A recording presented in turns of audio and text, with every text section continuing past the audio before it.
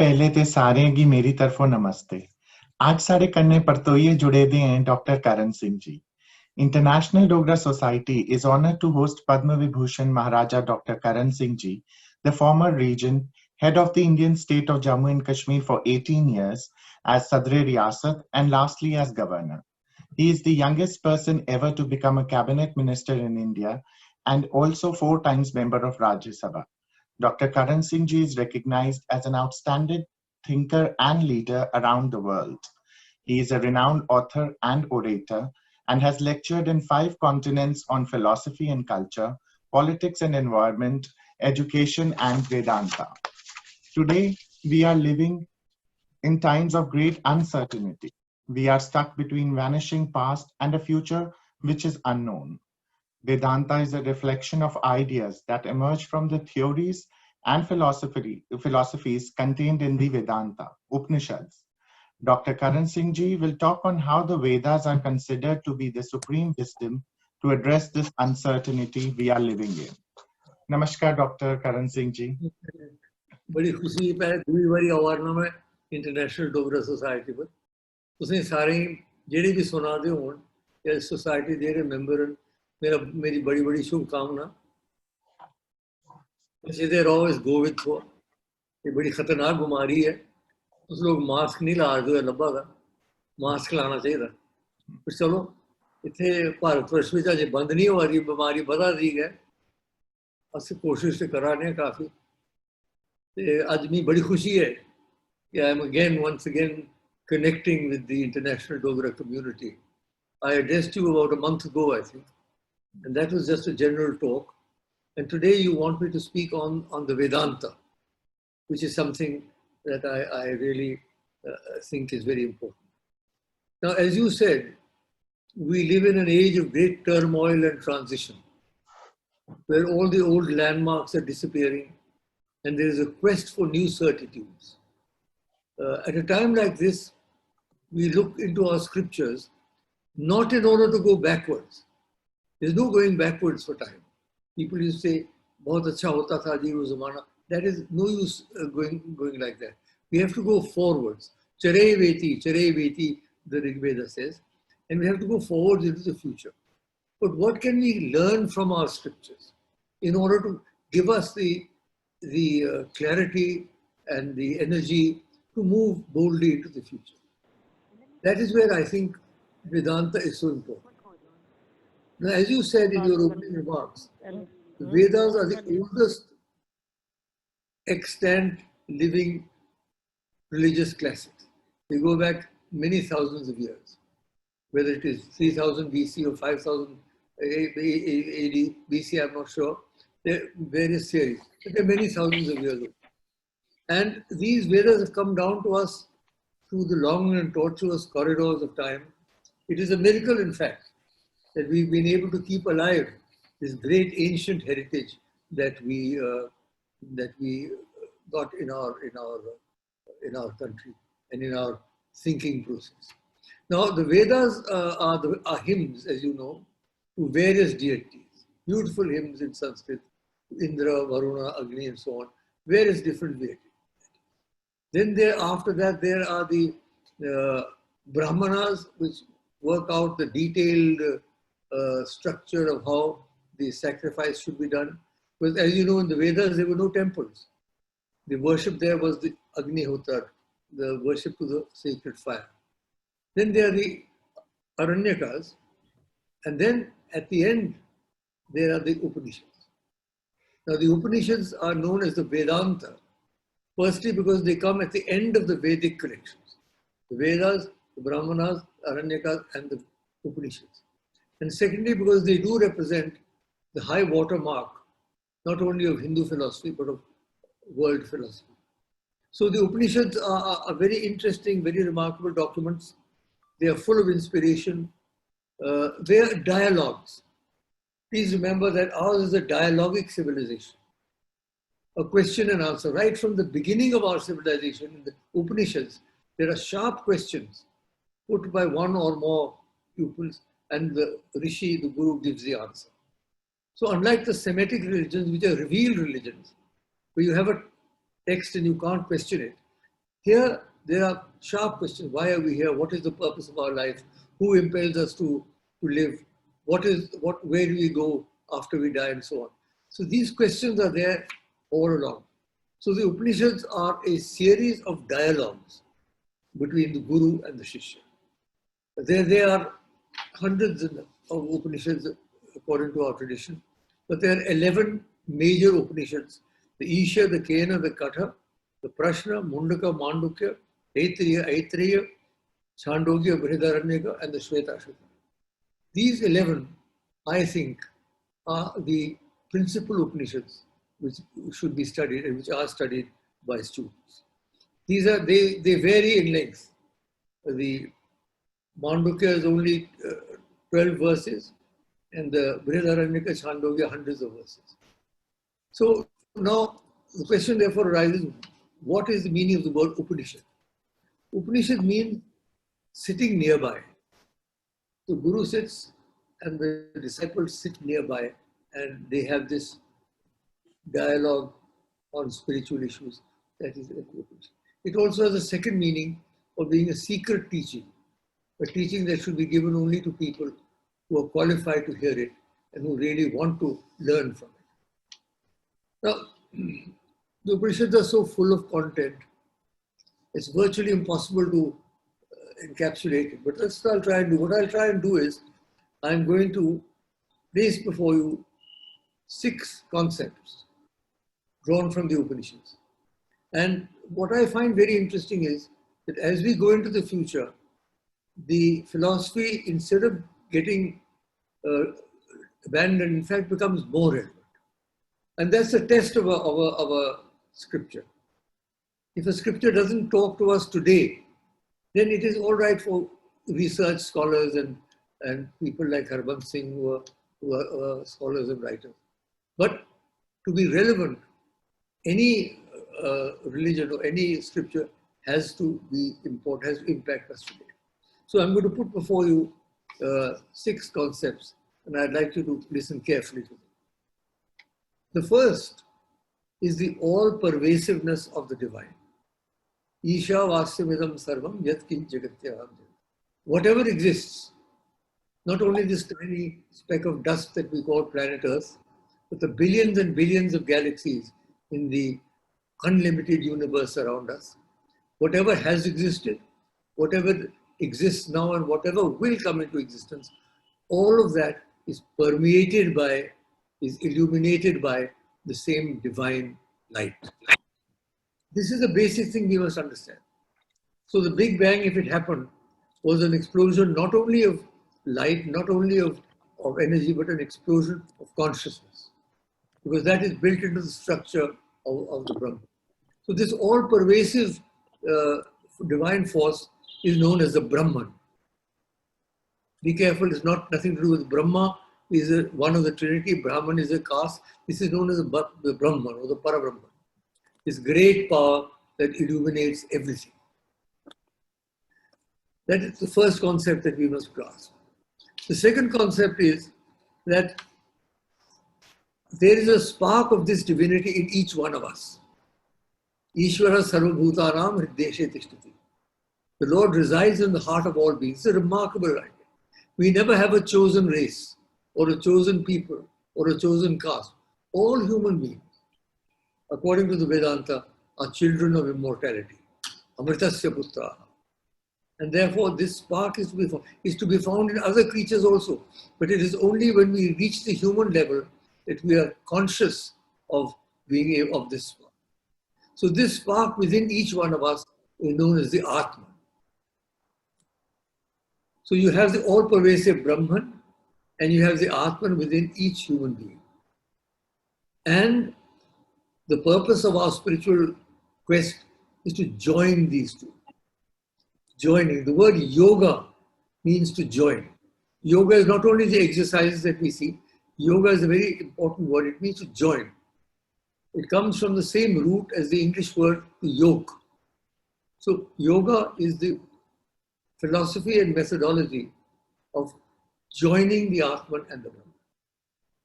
So these 3 concepts must first be very clearly understood. The all-pervasive Brahman, the Atman within each human being, and the fourfold path of yoga to join them. Now, yoga, as I said, is a very deep concept, but there are four main parts of yoga which I think it is important to understand. The first is the Jnana Yoga, the way of the mind. That involves study of scriptures, that involves meditation, that involves trying to discriminate between the real and the unreal, Sata Sat Viveka, what is real, what is unreal. That is trying to look behind what is in front of us. I don't know any Plato. Plato has the image that we are all in a cave, and all that we see are shadows thrown on the wall of the cave. We neither see the objects nor the light behind them. So Jnana Yoga is the capacity to see that behind this changing world, there is something that is unchangeable. And that is the divinity that is within us. It's very important that we should understand this. And therefore, the Upanishads have these great vakyas. Tattvamasi, you are that. Aham Brahmosmi, I am Brahman. What an extraordinary statement. I am Brahman. In any other religion, people who have said that have been tortured to death hideously. But here, we say, why do I say that? Because I have a spark of the Brahman within me.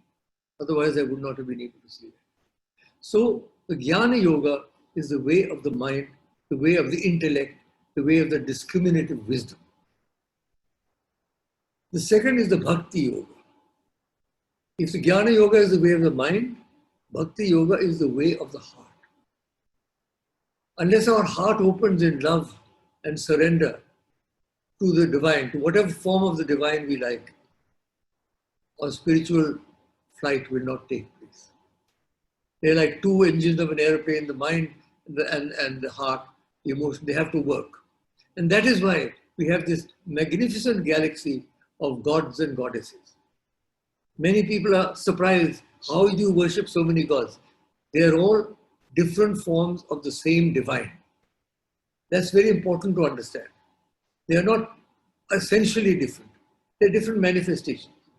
And that's why we have Lord Shiva, who is my Ishtadeva, we have Vishnu, we have Sri Krishna, we have Rama, we have Ganesha, we have Hanumanji, we have a whole galaxy, beautiful pictures and drawings and films and all, because they all involve bhakti.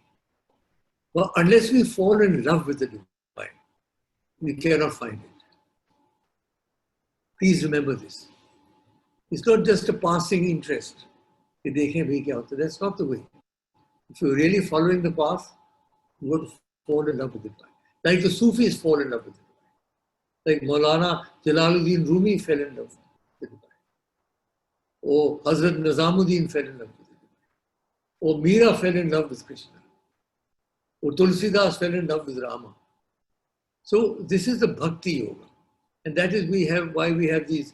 They started in South India actually, with the Nayanmars and the Alvars, the Vaishnava saints and the Shaiva saints.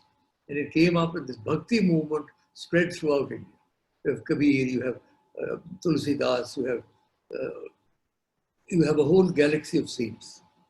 And they speak to the heart. So therefore the second methodology of joining the divine, the Brahman and the Atman, is the way of the heart, Bhakti Yoga. The way of the mind, Jnana Yoga. The way of the heart, Bhakti Yoga. The third is the way of the arms, Karma Yoga. Some people have the wrong impression that following Vedanta means that you've got to go into a jungle and sit there in a cave and meditate. You can do that if you want to. Not that there are many jungles left now, I'm afraid. Jungles are disappearing. But that is not necessary. Work itself, dedicated to the divine. Remember, not any work. Everybody works, it's no big deal.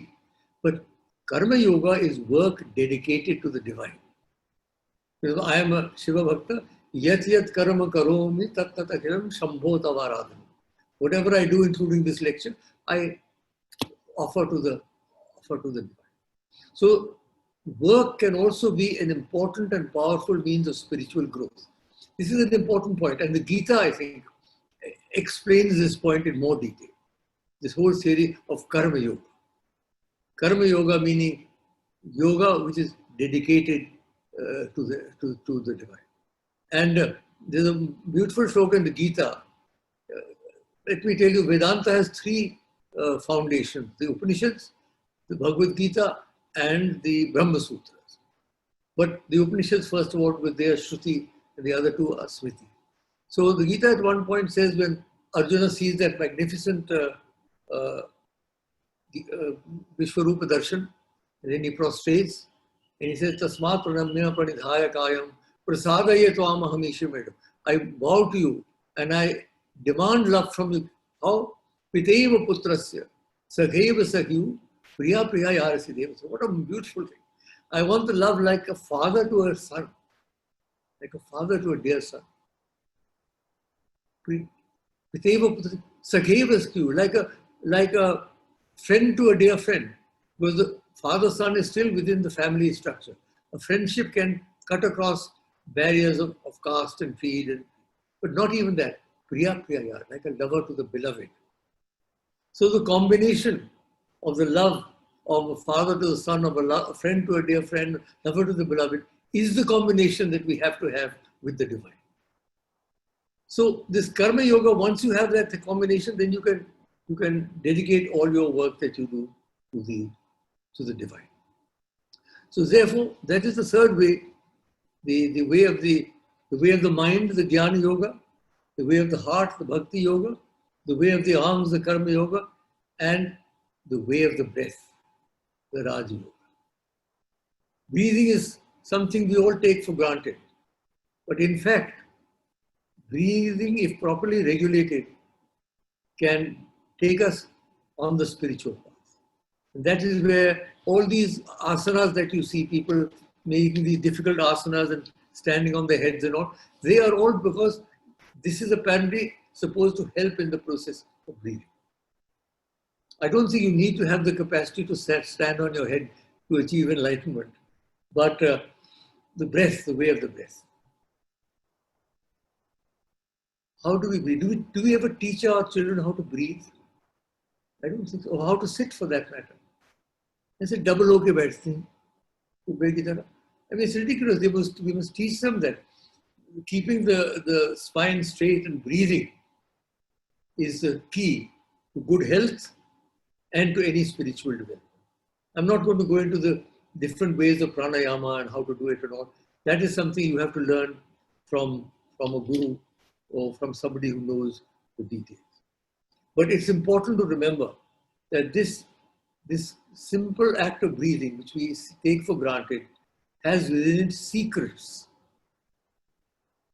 Because we believe that at the base of the spine, coiled 3.5 times, is a power known as the Kundalini Shakti, feminine power. And if that can be aroused, and if it, as it moves up the spine, it energizes various chakras until it floods into the brain. That is one way. That is the way of Kundalini Yoga. There are other ways. So the point I'm making is the joining of the Brahman with the Atman and this fourfold path, and they are not mutually exclusive, mind. Indeed, in this Kali Yuga in which we now live, we need all four. Each of us need to have some Gyan Yoga, kuch to padho bhi, apart from your professional work. Upanishad padho. There is a very good translation by Eknath Ishwar. Excellent translation into English. So you have to be a Gyan Yoga. Bhakti jisse karte ho, jiske bhi karte ho. Khuda ki karte ho, Jesus ki karte ho, Shivji ki karte ho. The way of bhakti, the way of work, try and dedicate your work. Don't just do it mechanically. Dedicate your work. Let me tell you a story about work. How much time do we have? Is there enough time? When King Rajaraja Chola was building the greatest temple in India, in Tanjavur, some of you may have visited it, the Brihadaranyaka temple, the Brihadishwara temple. The Brihadishwara temple, he went out to inspect the work. And he came across a man cutting stone. And he asked, "What are you doing?" He said, "Sir, I'm cutting stone." He went a little further. Another man was also doing the same thing, cutting stone. He asked him, "What are you doing?" He said, "I'm earning a living." The first one was purely tamasic, he was mechanical. The second at least had the He went to the third man, said, "What are you doing?" He said, "Sir, I am building a great temple." So although they were doing the same work, the attitude of their work was different. And that is the key to Karma Yoga. So having gone through these four, and you will notice that they address the intellectual, the emotional, the physical, and the psychic elements in the human personality. The human personality is multifaceted, and you have to address all the various dimensions of our consciousness. Now there are three other concepts I want to put before you. I've given you three: the Brahman, the Atman, and the Fourfold Yoga. The next one is the idea of the world as a family. Ayam nija paro veti gananam lagute tasam udara charitanam vasudeva kutum. What an extraordinary idea. These rishis sitting in their ashramas 5,000 years ago, 7,000 years ago, could not travel more than 10 kilometers or 10 miles a day, 20 miles a day. And they had this concept that all said and done, the human race is a single unit. And now we are realizing this with technology. The fact that sitting in my office in Delhi, I can talk to you all over the world. This proves the fact that we are one family. Science and technology have given us the proof of what our seers had realized earlier. Today, you press a little few buttons, you talk to somebody. And so this Vasudeva Kutumbakam is a very important idea. It hasn't worked very well, I must say. The United Nations and UNESCO were also set up with that idea, and the world is still torn with conflicts. But ultimately, we have realized that without coming, for example, this COVID, pandemic, you can't meet it alone. Unless you get a vaccine from one country, the ventilators from another country, the masks from a third country. It has to be an international. Or climate change. How are you going to prevent climate change? There's no, climate doesn't respect borders between the United States and Mexico. Climate is everywhere. And therefore, willy-nilly, whether we like it or not, we have to start having a global dimension to our consciousness. And that global dimension is mirrored in this concept of Vasudeva. Then, the fifth idea that I'm going to put before you from the Vedanta is also extraordinary. I mean, I'm astonished every time I read the Veda, I'm astonished at the vision of these people. And they must have had it in enhanced states of consciousness. I don't think normally you could get this sort of vision. Ekam sat vipraha bahuda vadanti. The truth is one, the wise call it by many names. Rigveda. What is the remarkable thing? Every other religion says, no, ours is the only way. We are the only way you can attain salvation. Not so Vedanta. We accept multiple paths to the divine. This is the key to our heritage. Multiple paths. It's like climbing a mountain. You can go from one side, from another side, third side. If you reach the peak, it's the same peak you are reaching. Now, I think this is an astounding concept because we still are torn by religious wars and between religions and within religions and all this nonsense that goes on in the name of religion. And here you have the Veda saying, Ekam sat vipra bahuda vadanti. बहुत रास्ते आप जहां बहती जाइए, लड़ने की क्या जरूरत है? आप अल्लाह को जाना चाहते हैं तो जाइए, आप जीसस को मानते हैं तो आप मानिए. मैं शिव जी को मानता हूं, मैं अपने रास्ते चलूंगा, आप अपने रास्ते चलिए. This great concept, it's an astounding concept. We still have not, for example, even the previous one, Vasudeva Kutumbakam and Ekam Sat, we have not realized it yet. Maybe in another 5,000 years, if humanity survives that long, we will begin to interiorize these concepts. But this idea of multiple paths to the divine is astounding. It's absolutely mind-boggling because it carries within itself the key to a global society, a harmonious and peaceful global society. If you marry the Vasudeva Kutumbakam with Ekam Sat Vipra Bahuda Vadanti, you will get a global society that is based on some kind of sense and harmony. And the final concept, I said I'd give you 6 concepts. All pervasive Brahman, Atman within us, the fourfold yoga, the idea is the world, the concept of world is the family, the concept that there are different, multiple parts of the divine, and the final concept is Bahujana Sukhaya, Bahujana Hitaya. The welfare of the many, the happiness of the many. Vedanta is not a selfish code that says, apna socho, just think about ourselves, forget the rest of the world. Not so. Our prayers, Sarvepi Sukhina Santu, Sarve Santu Niramaya, Sarve Bhadrani Pashyantu, Ma Kashtit Dukha Bhagave. May all beings be happy. May all beings see auspicious sights. May all beings be healthy. May there be no hatred between us. Ma Vid Vishava. These are the concepts of the Vedanta. And so I submit to you that taken together, these 6 concepts that I have placed before you represent an alternative philosophy to the exclusive and conflict-ridden ideas that seem to predominate. This is a great philosophy. We have nurtured this. We are proud as Hindus. We are proud that we have nurtured this. And when we say Sarvepi Sukhina Santu, it's not only human beings. It's animals. It's birds. It's trees. It's mountains. It's forests. Why do they have these beautiful hymns to the springs? ये शिव जी का one है, ये माता की बावली है. Because these were all built into, these environmental values were built into our system. Because we realized, or the rishis realized, that if we destroy the natural environment, ultimately the human race will also be destroyed. And it is happening now. In your lifetime, my lifetime, it is happening. Climate change, ab dekh rahe hain kya ho raha hai.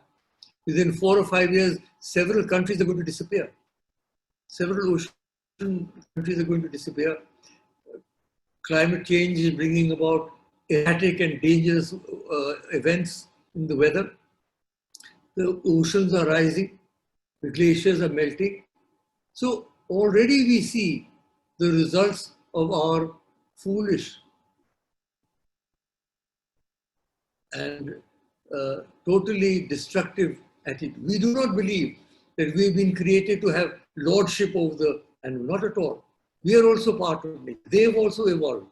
We've evolved for billions of years from the slime of the primeval ocean. They're also evolving. And therefore this Sarvepi Sukhina Santu and Bahujana Sukhaya, Bahujana Hitaya involves not only the human race, also the natural environment. So if all these concepts are placed together, it's a great pleasure for me to put them before you. I hope you find something of interest in them, and I'm now happy and eager to answer questions. Thank you. Thank you so much for your guiding us through these difficult times and introducing to us to Vedanta and Upanishads. We are really enlightened.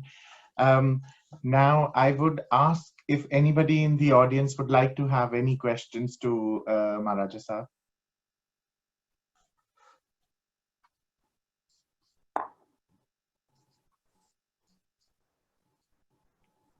I'm just going to go into the chat session. Any questions?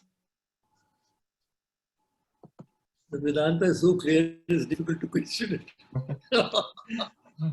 I have a question. Yes. I do have a question. Yeah. Yeah. Jayadeva Maharaja Sahib. I'm Shweta.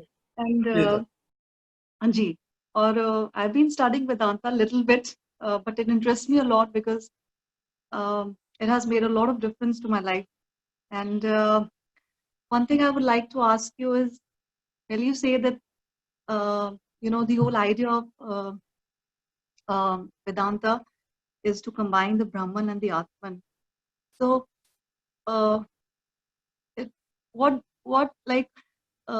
do we achieve that? Because the whole, yes, and I think, of course, the drive should be there, that motivation. First, you have to get going, but it isn't that easy, because breaking your old habit patterns and your conditionings is not easy. Not easy. Nobody says it's not easy. In fact, the Kathopanishad says at the end, उत्तिष्ठत जागृत प्राप्य वरा निबोधत क्षुरस्य धरा Nishita दुर्त्या. It's a difficult path, like walking on the razor's edge. Yes. So where does one start actually? Where does one start? We do begin with that. You can start with bhakti, you can start with jnana, you can start with whatever mode you prefer. Yes. For example, if you do have any Ishta, are you worshipping anybody? Yes, I'm a Lord Shiva Bhakt. From my childhood, I've been a Lord Shiva Bhakt. Yes. Then you are. Then you don't need to go any further. Just deepen and strengthen your worship of Lord Shiva. And there's such beautiful stotras to him. I won't take up your time by reciting them now. They're beautiful stotras to Lord Shiva. Karpuru gauram karputaram sansara saram bhujagendraharam sada vasantam hridayarvinde bhavam bhavani sayatam. This is a very neat and small dhyana. Along with the knowledge, even because Gyan is very important, till the time we don't break those patterns. I have stressed all four. I have not said only one. I've said the mind, the heart, the arms. That's all four to be integrated into your spiritual life. In fact, one of the last sessions that you had talked about, and though it was not on Vedanta, but you had referred to Eknath Ishwaran's commentaries on Upanishads, but I did order one of his books on Bhagavad Gita, and I'm finding it quite enlightening. And in fact, his articles also have opened new avenues for me. And one question I have is, we don't really look at desires as something which should be pursued. What is your take on desires? Because you see, we have four purusharthas. Dharma, which is the basis, artha, which is material wealth, kama, which is sensual desire, and moksha. So we accept the importance of desire. We don't reject it. We accept all four. We accept the importance of wealth, we accept the importance of desire, of sexual desire, or whatever, many types of desire. We accept that. But we have to then transcend them in moksha. So we have dharma as the basis, artha and kama as the two pillars, and finally moksha. Okay. You don't have to be afraid of desire. So your desires as such are not bad, but it's just that how we achieve, as long as it doesn't involve cruelty or domination of another human being. So that means desire should always be fulfilled in the spirit of dharma, which is righteousness, right? And your desire cannot then hurt anybody. Okay. Just because you want something, you cannot be cruel to somebody else as part of your desire. Desire has to be positive, and non-injurious. Thank you so much. Thank you so much, Maharaja Sahib. It was really nice talking to you and listening to you. Thank you so much. Somebody else? Yes, we have, I think Govardhan sir has raised his hand as well. Govardhan sir, namaskar. आप unmute कर सकते हैं?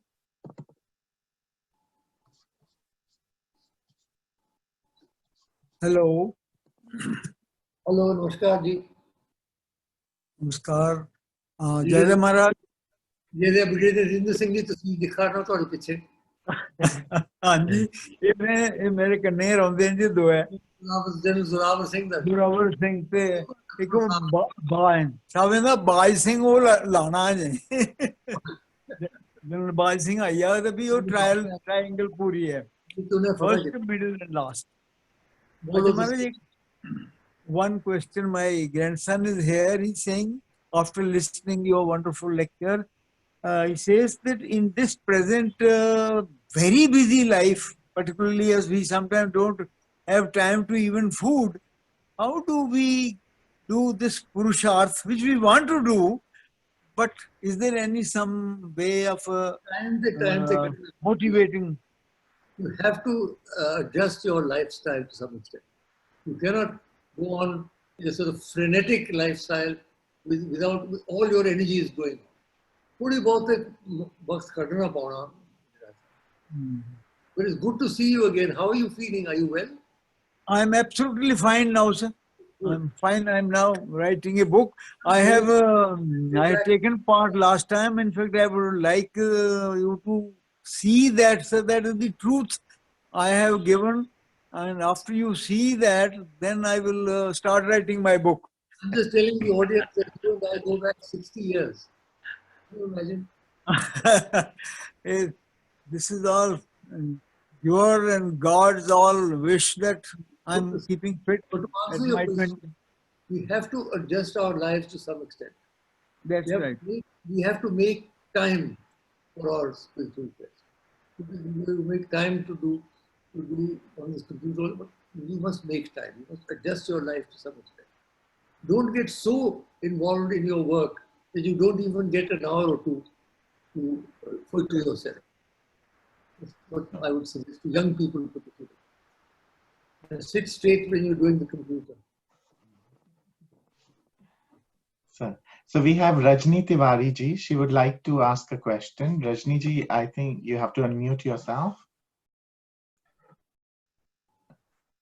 Yeah. नमस्कार करण sir. How are you? नमस्कार. आपकी पूरी बातें मैं हिंदी में बात करूंगी because I love my mother tongue. So आपकी इतनी सारी बातें सुनी वेदांत, and as a Brahmin I am Brahmin, but I always believe like Vasudev Kutum, right? So in here in UK, I joined one spiritual British spiritual society, and जब हम उनसे बात करते हैं कि I have some idea like Ganesha and Shankar ji, but they always say, okay, it's your decision, but you have to think about some light. So what is the differences between this ideal which we think about our spiritual worship in Hindu worship, and how to compare with their I'll tell you. The light is very important. Yeah. They say the divine is seated in the heart, the size of the thumb, resplendent like the sun. So ultimately, light is a very important aspect. But you can go to that light through these various gods and ideas. For example, Ganeshi is there. He will remove the obstacles in your path. Lord Shiva will give you the light. So there is no contradiction, I feel, between seeking the light, the inner light. Francis Thompson has a poem, not where the wheeling systems darken and our benumbed conceiving soars. The drift of pinions would we hearken, beats at our own clay-shuttered doors. The angels keep their ancient places, turn but a stone and start a wing. 'Tis ye, 'tis your estranged faces that miss the many-splendid thing. The many-splendid light of the Atma, the Ruh Noor Ruhani of the Sufis. But the Bible says, the light that lighteth every man that cometh into the world. The Ek Onkar of the Sikhs. Or when the Hindu seer says, Vedaham etam purusham mahatam aditya varanam tamasa panasa. I have seen that great being shining like a sun beyond the darkness. So ultimately, all these paths will lead to spiritual light. So don't think there's any they may feel a contradiction, because for them worshipping an image is very different. But for us, there is no such difficulty. Yeah. So for me, when they say you have to find the lightning and think about in the third eyes there, they say they believe on that ki third eyes hai. We also believe in third eye, yes. Yeah. We believe in the third eye. Yeah. But for me, surprise is here. White people believe on that, So I thought only we Hindu believe. What is your society called? One you are part of? UK Sound and Enlightenment here in the UK British societies, but I believe because my husband he is a Yogananda भक्त थोड़ा, तो उसमें से उन्होंने इस group में join किया जहाँ enlightenment का बात होता है. So he took me there as well. But when I talk with them, they always say, think about the third eye and there is a light. You find the light. I said yes. I mentioned of them. I always think because my mom taught me कि यहाँ पे हमेशा सोचो कि एक ideal है गणेश जी या फिर शंकर भगवान जी, जो तुमको लगे, and then you can see from there a light or whatever. तो वही लाइट है जो आपको जो भी लाइट होगा ultimately divine light होगा. Oh, so So मैं सही हूँ ना? Means वही मैं आपसे पूछ रही थी कि कोई विरोधाभास नहीं है, आप आनंद से कीजिए दोनों का। हाँ। So thank you आपसे बात करने के लिए और थैंक यू आपसे बात करने के लिए अपने थोड़ा clear Thank you. We now have, I think Gohari ji would like to ask a question. Gohari ji, will you unmute yourself? There's somebody on the screen who doesn't speak. Sir चरण स्पर्श हाँ जी, क्या हाल है? बस कृपा sir आशीर्वाद ਤੁਹਾਡਾ मैं I just would like to enlighten myself. There are 3 words in human life, you know, anger, hate, and yes, hatred. You know, there are certain things. This is anger and violence. All these are very, very negative. Very negative. How can we win over good over bad? मतलब ये दिमाग में हमेशा रहता है कि हमारे पास, अभी आपने बहुत अच्छा बताया कि इमोशन है, फिजिकल भी है, मेंटल भी है. We are all consisting. Mind is really, human body is consisting everything. But sometimes we realize that all the evils like this ego, hate, and anger, all 3 things are always heavy over. You know, how can we control this? This is, you know, there's our philosophy clearly teaches us negative vibes and positive vibes. And हमेशा दुष्ट रहें. शिवजी महाराज देवी किन्ने उन्हें कष्ट देता होगी. देवी देवता का जितना दौड़ रहे. दैत्य हमेशा रहें. असुर रहें. They represent not only outer beings, they represent within us. Because we have the Devic qualities within us, we also have the Asuric qualities within us. जो आपने बातें की हैं, गुस्सा, violence, and hatred, and jealousy, and that they're also with us. So the spiritual path lies in trying to overcome the negative vibes, and in place of those, put positive. It's very difficult. Because all of us suffer from these problems. Ego is the greatest thing. I'm this, you know, I'm very great, and I'm all right. Fair enough. You must have self-confidence is one thing. Egoism is another thing. There's a difference. You can be fully self-confident, but you don't have to be egoistic. So therefore, you will have to keep fine-tuning your life. Whenever a situation arises, you have to see how you can manage it without getting into a negative spiral. That is a continuous process.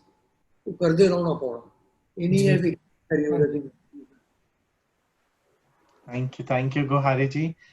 Anybody else in the session who would like to ask any question? Harbans ji, fine. Unmute yourself, sir. Oh, sorry. I am unmuted? Yes, sir. Sir, just a little doubt, not actually related to exactly what you said today. Some scholars, they claim that there is a trace of atheism in Vedic philosophy, and that atheism also influenced the Buddhism and the Jainism. How far is that correct? Very interesting. There are 6 systems of Indian philosophy. There's the Sankhya and the 6 systems. Out of them, 5 are atheistic. They don't need any God. It's quite extraordinary. It's amazing. Even then, they are accepted as part of the Vedanta. In fact, there was an anti-religious school called the Charvaks, who were also accepted, although they denounced the Vedantic truths. You see, you're right. Jainism and Buddhism both incorporated a great deal from Hinduism. And particularly this, you see, Buddhism doesn't believe in a God. Although they worship Buddha exactly like we do. I've been to temples all over the world, in Vietnam, in Cambodia, in China, in Japan. They worship who they are karte. They don't believe in God. So I asked them, what is it then that you're worshipping? They said, no, we're worshipping the good karma. And what will happen if you don't have an Atman? How do you get reborn? You know, it's a difficult question which I put to them. They believe in the reincarnation, but they don't believe in an Atma. I said, well, then what reincarnates? Only the karma reincarnates. So anyhow, this is a different point, but you're quite right. There are streams of atheism. But atheism doesn't necessarily mean negativity there. Because the Sankhya, for example, says that if you understand the different building blocks of our consciousness, itself you will achieve enlightenment.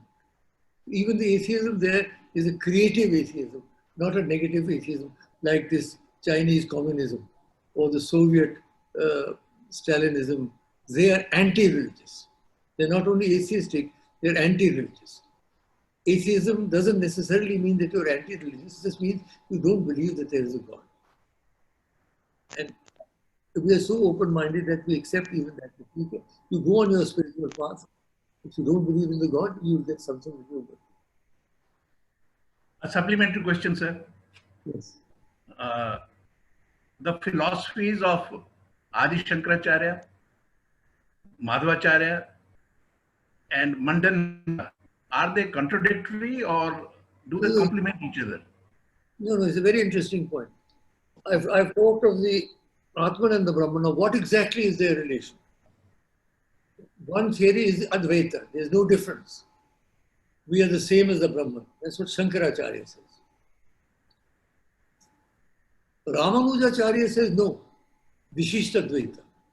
In some situations we are one with him, but in other situations we are different.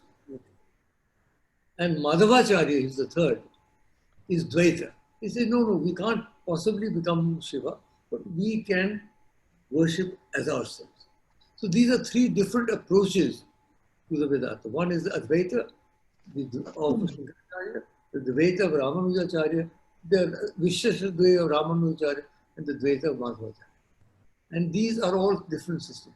Personally, I find the Shankaracharya's Advaita is too extreme. I can't become Shiva. I don't think I can ever become Shiva. I want to be with Shiva. I want to have his darshan. But if I become Shiva, how will I have his darshan? So I've got to be separate and he has got to be separate. Tabhi to darshan karunga. This is my personal view. But of course the Advaitans are very strong. Nahi. Chidananda Rupa Shivoham Shivo. Thank you, sir. Thank you very much. Thank you, Harbanji. We have Himanshu ji who's said he needs to ask a question. Himanshu ji, please अपने आप को unmute करें. नमस्कार doctor साहब. नमस्कार हिमांशु जी.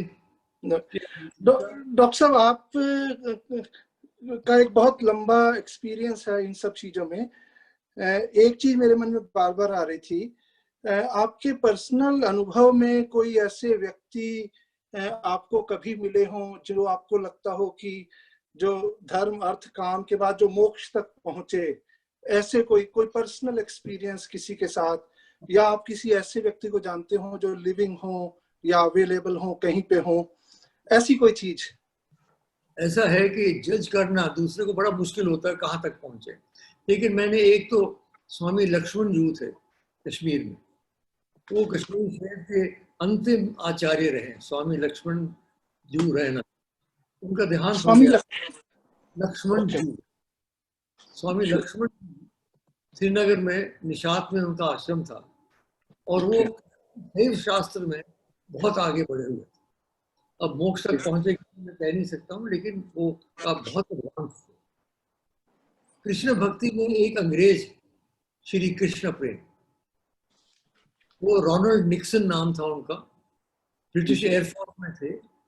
वो India आए और उन्होंने गुरु एक लेडी बनी सन्यासिनी माँ, और उन्होंने मिर्तोला एक स्थान है अल्मोड़ा के आगे 17 मील, वहाँ उन्होंने एक आश्रम बनाया.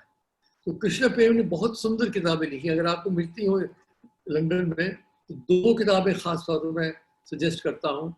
The Yoga of the Bhagavad Gita and the Yoga of the Katholism. 2 remarkable books by Sri Krishna Prem, published by Watkins and Sons, if I remember correctly. And so, is he still exist, Mr. Ronald Nixon? ये अभी भी है? No, he's not alive anymore.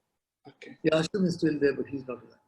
And then I met a remarkable man who is still alive in Hawaii. There's a beautiful Shaiva Siddhanta church in Hawaii. The island of Hawaii in Hawaii. Such a beautiful place they've got there. They're building a temple, Shiva temple, their stone. And there was Swami Shivaya Subramanya, who was the chief person. He's another man. Shivaya Subramanya, he's not alive anymore. And among the Sufis, I met Hazrat Vilayat Khan, the son of that famous Hazrat Inayat Khan. He has a Sufi order, I think, in United Kingdom also. His son Zia Inayat Khan is running the same, and he struck me as being a highly developed. So one Shaiva, one Vaishnava, and then one Sufi. These are the sort of people that I've met them. Unfortunately, none of them are alive.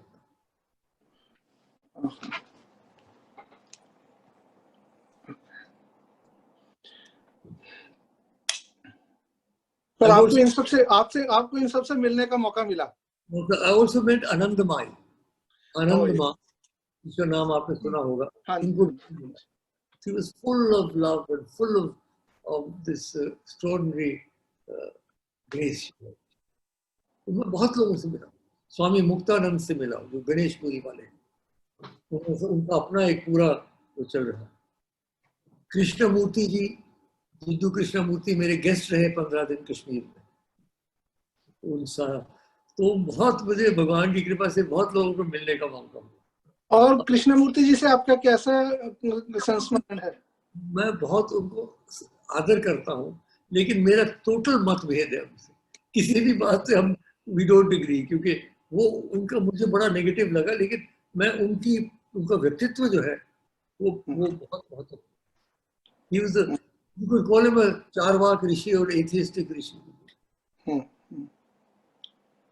और आप कविराज जी से भी मिले? गोपीनाथ कविराज जी वाराणसी से. बिल्कुल. मैं Banaras Hindu university को अधिपति जब बना तो गोपीनाथ कविराज जी वहाँ थे, वासुदेव अग्रवाल वहाँ थे, डॉक्टर जयदेव सिंह वहाँ थे. ये सब बड़े बड़े. और गोपीनाथ आचार्य जी को तो मैं मिला, उनका आशीर्वाद लिया. उन्हीं के आशीर्वाद से तो चल रहा हूँ मैं इतने साल. इतने लोग मिले, कुछ तो फायदा होगा मुझे. Thank you so much, Himanshu ji. Before we take more time of Maharaja Saab, just anybody else would like to have any question? Virendra sir is here. I'll unmute him. Virendra Sharma ji is our MP from London Parliament, and he's very active here. He's the one who's always supported the cause of Jammu and Kashmir. He stands strongly with Bob Blackman and the few we have to raise his voice against the false narrative from the other side. So we welcome Virendra Sharma ji. Sir, you have to unmute. Is that okay now? Yes. Good afternoon. Good afternoon, sir, and namaskar. It's a great honor to listen to you again. I have listened to you in Delhi a few years ago. It is a great honor to have you. I mean, there's no doubt internationally you have established yourself on one side, a very dedicated public servant, which includes political life as well as spiritual life. So there's no doubt. I'm not going to raise any questions, but I must say it, such an informative talk you have given. Person like myself who has not much knowledge on the religious come spiritual side, I learned hugely this afternoon. Your 1 hour lecture or half an hour lecture plus few minutes talk is not enough. With your knowledge, information you have, knowledge that in last many years is huge. And I really feel proud to listen to you again today. One point I like to ask, if you could clear, being Indian, where I was born, brought up, now moved to Britain about half a century ago, and now in the British public life, but still have the passion for India, which includes J&K and the integrity of India. We always fight for that. We have not shifted even inch from that sentiment. The way you explained about Upanishads and others, our past, religiously you have used it.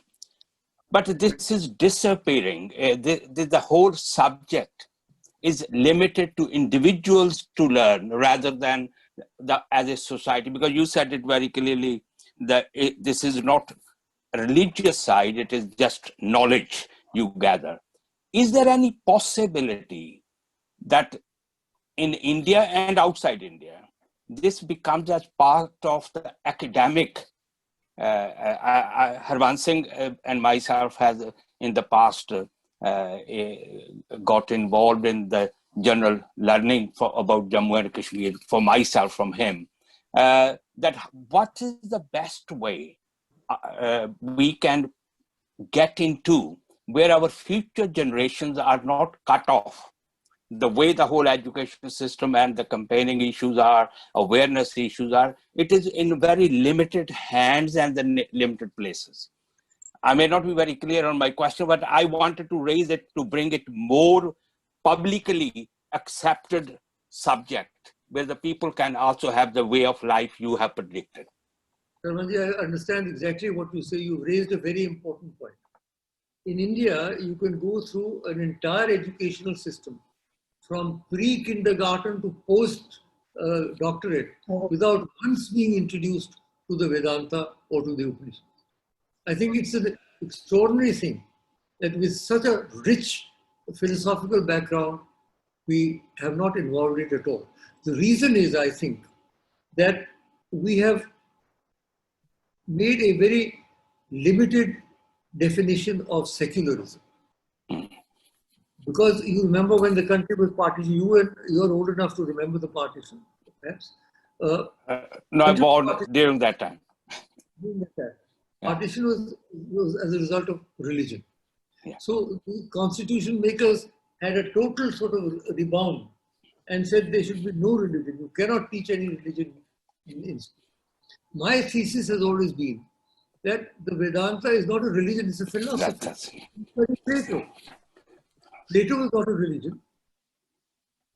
How do you study? You can study the Platonic dialogues, but you cannot study the Upanishadic dialogues.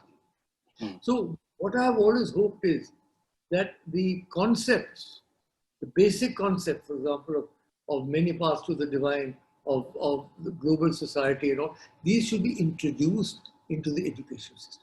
We now have a new education system recently. I've got it on my desk, in fact. It is a great improvement on the earlier one. And I think there is space now to introduce some of these concepts. But they have to be introduced in such a way that they are not negative.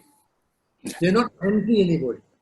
If you are, that doesn't mean you become anti-Muslim, you become anti-Christian. That is where the narrow line has to be drawn. Because, religion can very easily fall into this trap of being negative. Therefore, we have to stress the fact that these are philosophies which help us in our lives and which are positive philosophies and not directed at anybody else. And I agree with you, Sharmaji, that this has to be put into somehow into our educational curriculum so that it becomes part of our heritage. To deprive our children of this heritage, I think, is a great crime. Just Lalit, one follow-up, very, very briefly. Is there a move in India to start that dialogue which you just mentioned? As I know your political background, and I am quite aware of your involvement into the Congress Party's policies on equality, secularism, or socialist values, all that. Is there a move? Because you got the authority, you got the voice in India and across the world. There are millions of people who will listen to you. Is there any move in India to start and take initiative of that dialogue you just mentioned? Actually, there is, this brings us to what we call the interfaith movement. Again, if you remember, in 1893 in Chicago, with the first parliament of the world's religions. And from then onwards, there's been a large number of meetings. I am part of an organization known as the Temple of Understanding India Foundation. So this is an ongoing effort to have this dialogue between different religions. Unfortunately, this interfaith movement does not get any backing. There are no funds. There are funds available for the environmental movement. But for the interfaith movement, people are worried. They don't want to do anything. But that, I think, is a mistake, because we must strengthen the interfaith movement. We must have this dialogue that you mentioned, has got to go on at all levels. And the interfaith movement, there you have in England, you have interfaith organizations, I know. Part of that, yeah. I remember the Duke of Edinburgh at one time was interested. We went to Assisi and we had a conference there. And you have a number of organizations. So I think we must strengthen the interfaith movement, Sharmaji. That is the only way that this dialogue that you mentioned can actually become more effective. At present, it is not doing what it can do. So kind of you, sir. Thank you very much. Really appreciate it. Thank you.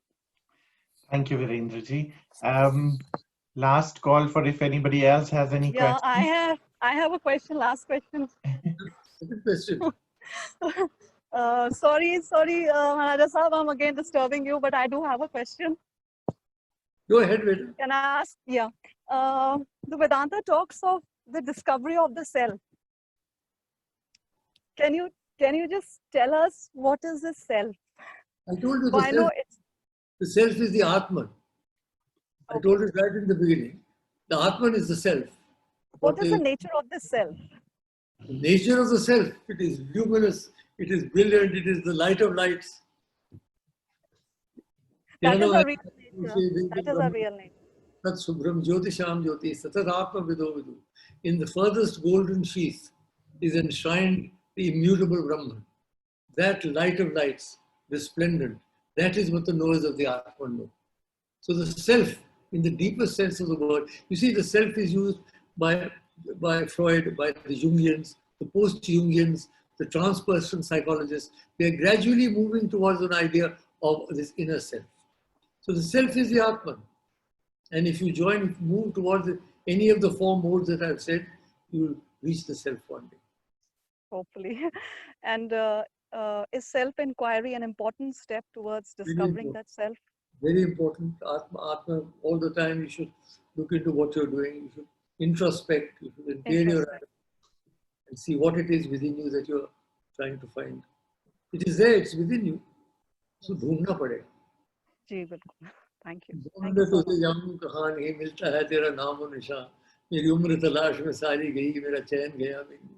There's that song by Dilip Kumar. तूने क्या किया मुझे बता तो सही. मेरा चैन गया, मेरी नींद गई. मेरी होश गई, मेरी आप गई. मेरा चैन गया, मेरी नींद गई. This is the craving for the divine. Craving for the Lord. It should be there. Only then you can move ahead. Great. Thank you. Thank you so much. Thank you so much. It was really enlightening listening to you. Thank you so much. Thank you. Thank you so much, everybody. And sorry, this one. Can I please ask one last? Yes, I just saw you were there, so I think. Thank you very much. Yeah. My wife, I think, started a question to Dr. Karan Singh Ji about light and sound. I wanted to continue a little bit on that, really, if that's possible. Can I just ask, have you, sir, heard about light and sound meditation? And not as such. Can you send me some details about that? Sure, I will do. My email is karansingh@karansingh.com. Okay, I will do. Thank you, sir. We can have a communication there. Interesting. Light and sound are both very, very important elements of the spiritual quest. Yes, and achieving enlightenment, which I presume Vedanta is also saying that is the goal of life, to achieve enlightenment.